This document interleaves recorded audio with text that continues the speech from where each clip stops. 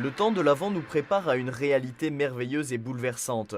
Dieu a dépassé le ciel et s'est incliné vers l'homme. Il a conclu une alliance avec lui en entrant dans l'histoire d'un peuple. Il est le roi descendu dans cette pauvre province qu'est la terre et nous a fait don de sa présence, assumant notre chair, devenant homme comme nous.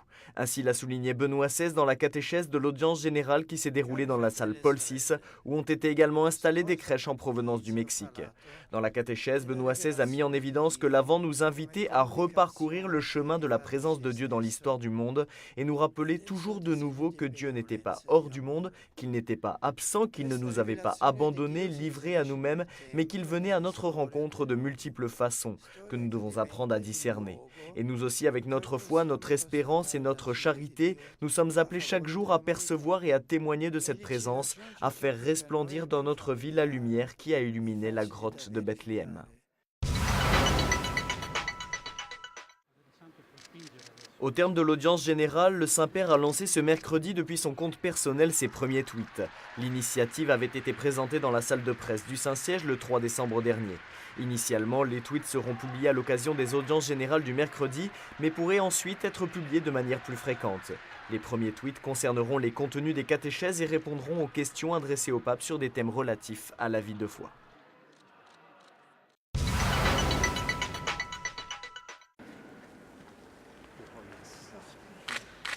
Benoît XVI a reçu ce jeudi matin les lettres de créance d'un groupe d'ambassadeurs non résidents de Guinée, Saint-Vincent et les Grenadines, Niger, Zambie, Thaïlande, Sri Lanka. Dans le discours adressé aux nouveaux ambassadeurs, Benoît XVI a souligné l'importance de maintenir la famille et l'école comme cadre prioritaire pour la croissance humaine et le développement social. Le droit à l'éducation aux valeurs justes ne doit pas être placé au second plan et le développement d'une société est vraiment humain si l'on se libère des tentations individualistes et matérialistes. Verranno accese le luci che ornano l'albero. L'arbre de Noël est signe de la lumière de Dieu qui continue de resplendir malgré les tentatives visant à l'éteindre.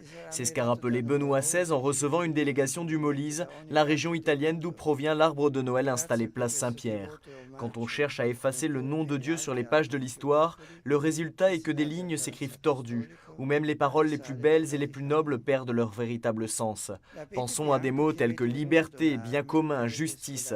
Privés de l'enracinement en Dieu et dans son amour, dans le Dieu qui a montré son visage en Jésus-Christ, ces réalités demeurent très souvent à la merci des intérêts humains, perdent leur accointance avec les exigences de vérité et de responsabilité civile. Il messaggio è positivo. La paix est un droit pour tous qui inclut le respect de la dignité humaine, de la liberté religieuse, du mariage, du travail, du bien-être des personnes et des peuples. Ainsi l'écrit Benoît XVI dans le message pour la Journée mondiale de la paix, présenté ce vendredi au Vatican avec pour thème Bienheureux les artisans de paix. Benoît XVI propose le développement d'une authentique pédagogie de la paix. Il est nécessaire de renoncer à la fausse paix que promettent les idoles de ce monde et aux dangers qui l'accompagnent, à cette fausse paix qui rend les consciences toujours plus insensibles, qui amène au repli sur soi, à une existence atrophiée vécue dans l'indifférence. Au contraire, la pédagogie de la paix implique action, compassion, solidarité, courage et persévérance. L'arbre de Noël, un grand sapin blanc de 24 mètres, est arrivé ce vendredi soir sur la place Saint-Pierre.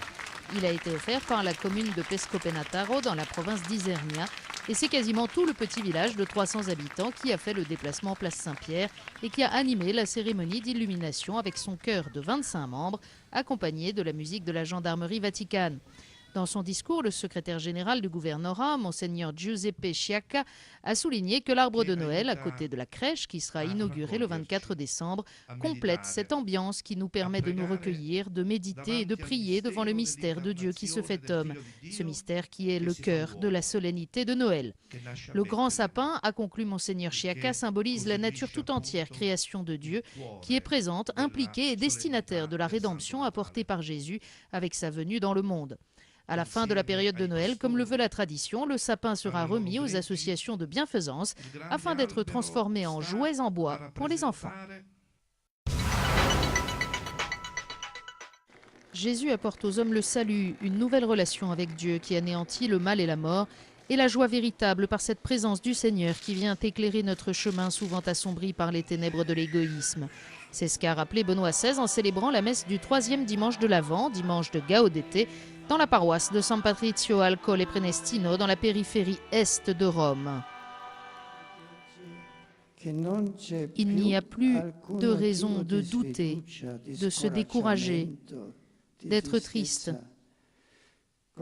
Quelles que soient les situations que nous devons affronter, parce que nous sommes certains de la présence du Seigneur, qui seul suffit pour éclairer et réjouir les cœurs. Le Seigneur nous écoute toujours, même lorsque nous nous détournons dans le péché, et il ne rejette jamais nos prières, a poursuivi le pape. Même s'il ne répond pas toujours comme nous le souhaiterions, il répond.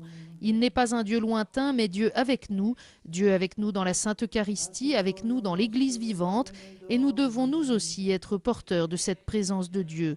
Nous devons répondre à ces dons avec amour et reconnaissance, a encore expliqué le Saint-Père.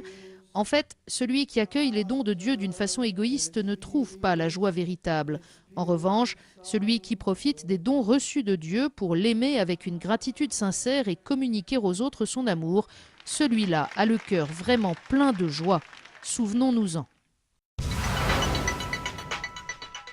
La conversion commence par l'honnêteté et le respect des autres. Jean-Baptiste ne demandait pas des gestes extraordinaires au nom de Dieu, mais d'abord que chacun accomplisse honnêtement son devoir.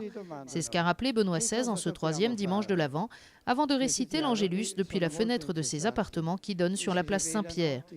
En commentant les réponses du prophète à ceux qui lui demandaient comment se préparer à la venue du Messie, le pape a souligné que le premier pas vers la vie éternelle est toujours l'observance des commandements, en l'espèce le 7e, « Tu ne voleras pas », adressé à ceux qui profitent de leur position de pouvoir pour en tirer des avantages personnels.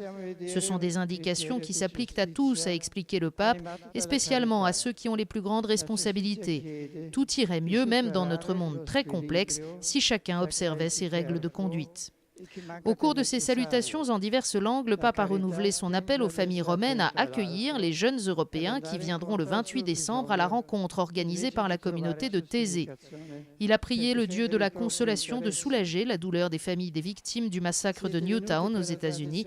Enfin, selon la tradition, il a béni les figurines de l'enfant Jésus que les enfants de Rome placeront dans les crèches, à la maison, à l'école et dans les paroisses.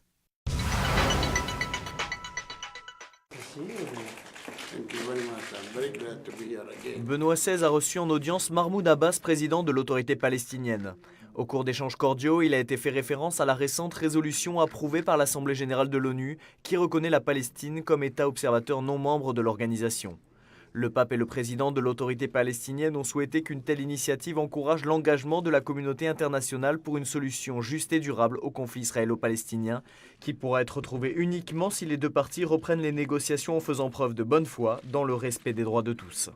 La situation dans la région, traversée par de nombreux conflits, a été un autre point d'attention, tout comme la nécessité du courage de la réconciliation et de la paix.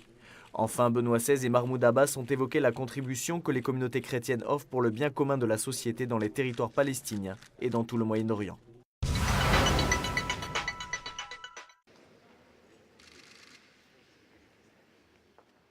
Les athlètes peuvent être des témoins, des modèles à imiter pour les jeunes, maîtres d'une pratique sportive loyale et propre. Ainsi s'est exprimé Benoît XVI devant les athlètes italiens ayant participé aux Jeux Olympiques de Londres et aux dirigeants du Comité olympique national. Benoît XVI a mis en garde contre les techniques illicites comme le dopage pour obtenir des résultats et a encouragé à fortifier l'esprit d'équipe. Le monde sportif, a-t-il ajouté, peut être considéré comme un parvis des gentils modernes, c'est-à-dire une précieuse opportunité de rencontre ouverte à tous où expérimenter la joie, mais aussi l'effort de se confronter à des personnes de culture, de langue et d'orientation religieuse différentes.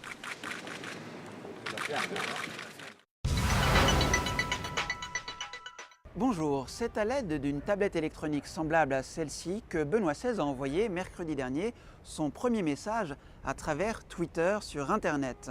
Cet événement annoncé quelques jours plus tôt par le Vatican était très attendu dans le monde. Nombreuses étaient les personnes rivées ce jour-là à leur ordinateur ou à leur téléphone portable. Les centaines de milliers d'abonnés au compte officiel de Benoît XVI, sobrement intitulé Pontifex ont dû patienter jusqu'à la fin de l'audience pontificale pour découvrir le premier tweet de Benoît XVI. Il s'agissait d'un message de bienvenue du pape accompagné d'une bénédiction apostolique en 8 langues différentes. Quel message pourra-t-on trouver à l'avenir sur le compte de Benoît XVI? À l'occasion de l'année de la foi, le pape a décidé de miser sur cet instrument de communication très répandu et instantané pour répondre aux questions que les catholiques se posent sur le thème de la foi. Le défi étant bien sûr de s'exprimer en moins de 140 caractères que impose Twitter. Offre ce que tu fais au Seigneur, demande-lui son aide en toutes circonstances de ta vie et n'oublie pas qu'il est toujours proche de toi. Répond par exemple Benoît XVI à un fidèle qui lui demande des suggestions pour être plus assidu dans la prière dans le chaos de la vie quotidienne. Par la suite, d'autres tweets viendront alimenter régulièrement le compte de Benoît XVI. Ils devront recevoir l'aval du pape avant d'être envoyés par les services de la secrétaire d'État du Saint-Siège. Qu'en est-il du risque de réduire la foi à de simples slogans avec l'arrivée du pape sur Twitter? Les experts du monde ecclésial se veulent rassurants. Ils rappellent que le pape lui-même a affirmé qu'un tweet de qualité pouvait avoir une profondeur telle que celle d'un verset de la Bible par exemple. Et puis le geste de Benoît XVI n'est pas sans rappeler celui de son prédécesseur Pie XI qui en 1931 fut le premier à prendre la parole sur Radio Vatican qui venait alors d'être créé. Je vous dis à la semaine prochaine.